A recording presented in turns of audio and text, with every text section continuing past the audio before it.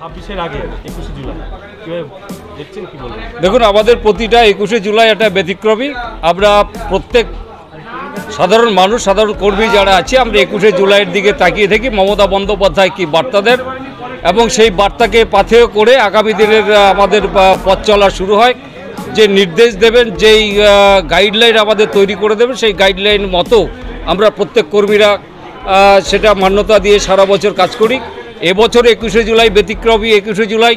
তার কারণ হচ্ছে এবছর যত 21শে জুলাই গেছে 93 সালের পর থেকে প্রত্যেকটা 21শে জুলাইয়ের রেকর্ডকে ভেঙেছে।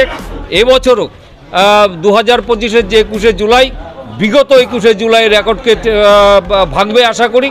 গত 3-4 দিন ধরে যেভাবে মানুষ জমায়েত হয়েছে কলকাতার রাজপথে, আজকের দিনেও লাখো লাখো মানুষের সমাগম হবে মমতা বন্দ্যোপাধ্যায়ের বার্তা শোনার জন্য, এবং আগামী দিনে সেই বার্তাকে পাথেয় করে তৃণমূল কংগ্রেসকে আরও সংগঠিত করে ভারতীয় জনতা পার্টি, যারা ধর্ম বিদ্বেষী একটা রাজনৈতিক দল, যারা বাঙালি বিরোধী একটা রাজনৈতিক দল, তাদের বিরুদ্ধে লড়াই করার যে প্রেরণা উৎসাহ মমতা বন্দ্যোপাধ্যায় আমাদেরকে দেবেন, সেইভাবে আমরা আগামী দিনের 26-এর নির্বাচনে মমতা বন্দ্যোপাধ্যায়ের উন্নয়নকে পাথেয় করে আগামী দিনেও চতুর্থবারের জন্য মমতা বন্দ্যোপাধ্যায় মুখ্যমন্ত্রী হওয়ার শুধু সময়ের অপেক্ষা।